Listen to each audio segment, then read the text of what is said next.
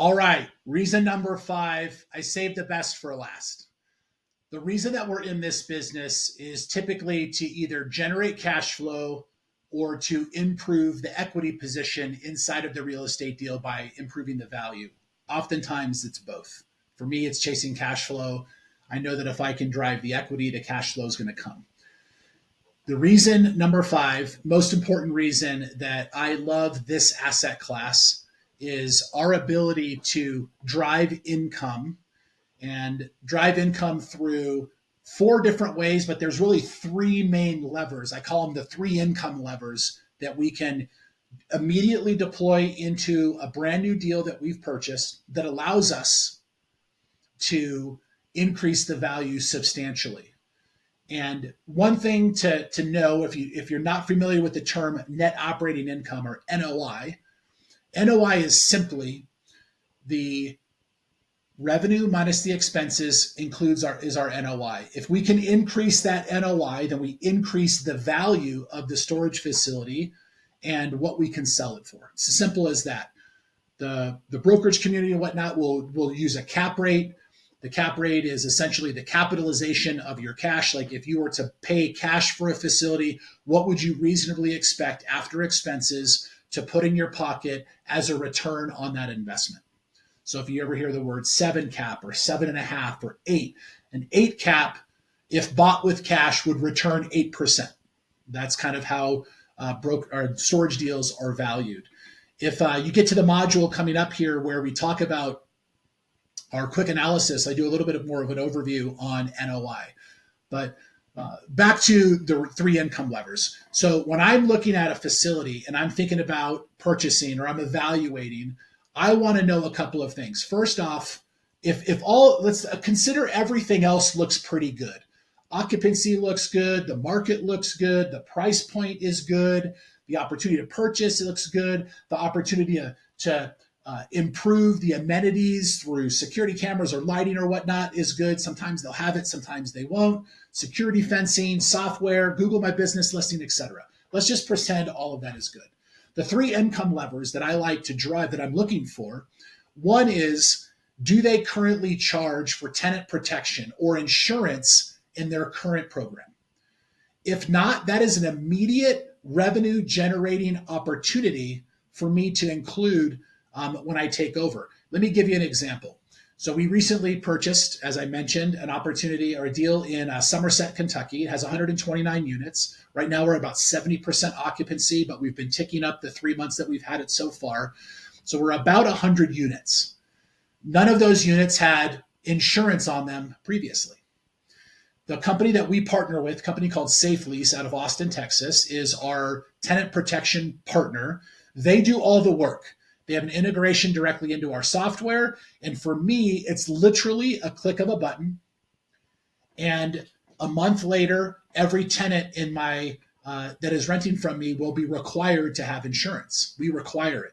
It protects the customer. It protects me, the customer, if something bad was to happen, vandalism, burglaries, rodents, tornadoes, fires, acts of God, whatever it might be. There is at least an insurance policy that can be recognized for our tenants.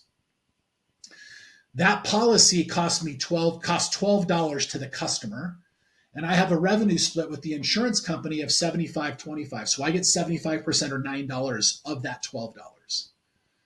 So when I bought my facility in Kentucky and we turned on the insurance, which we do always in month 2 of ownership, as part of our improvement plan, right? We're adding amenities, but we're also now increasing our rents a little bit. We're adding insurance. Just on one click of my mouse, I was able to increase my revenue by $900 a month or $11,000 a year. And back to the cap rates and the NOI, that $11,000 a year equates to roughly $110,000 of value creation. And that would be at a 9 cap. At an 8 cap, it's maybe about 130K. So just by clicking a button, putting a process in place, I generated about $130,000 of value. Now, I'm not spending that money. I'm not putting that cash in my pocket, but that is one of the income levers.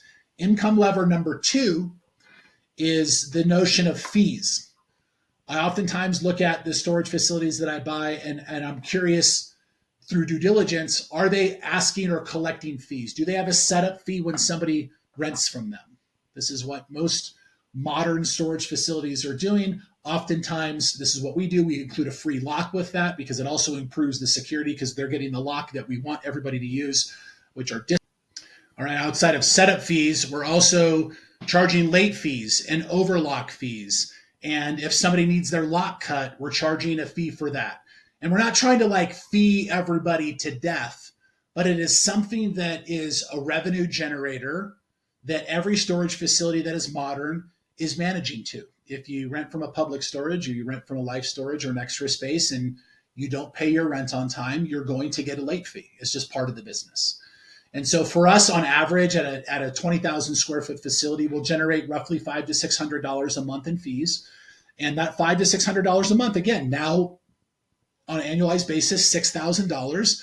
That $6,000 on a cap rate is another $40,000 to $80,000 based on the market that we're in of value creation. So now I've already created $200,000 of value, and I haven't even done anything yet except turn on a couple things and click a couple buttons in our software program. And that brings me to the third income lever, which is rate management. So we look at the rates that our current customers are paying. We look at the street rates that are in the market, and we're always trying to buy facilities that don't manage their rates up to the street. The street rate is essentially what is everybody else that we're competing with charging for the different sizes of units. So if the market is charging $80 for a 10 by 10, that would be the street rate. This facility that we're bought in Kentucky, $90 is the street rate for a 10 by 10. Ours was $60. So there's a $30 gap of opportunity that I'm going to, move the rates up closer to that $90. Probably not all the way, but I'm going to capture some of that money that's on the table there.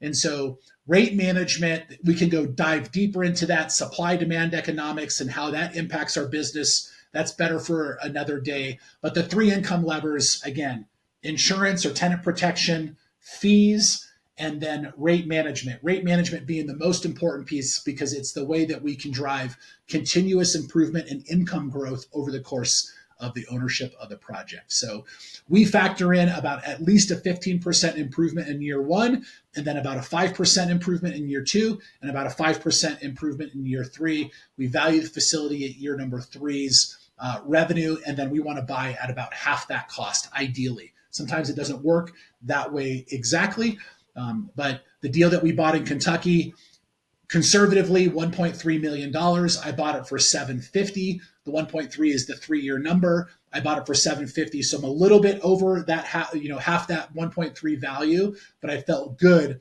about the upside and the opportunity to generate cash flow. Got a great bank loan on it locally with the local credit union in the market.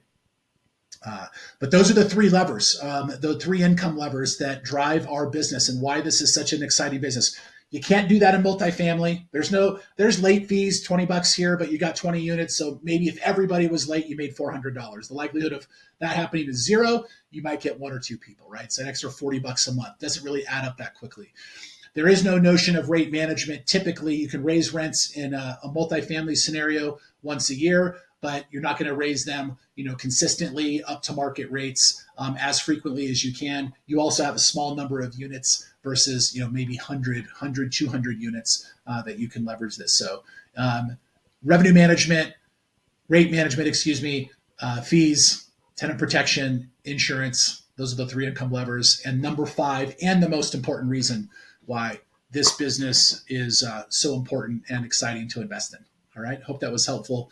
Jump into the comments or jump into the chat thread. If there's anything I can continue to build on here, please let me know. All right. Thank you.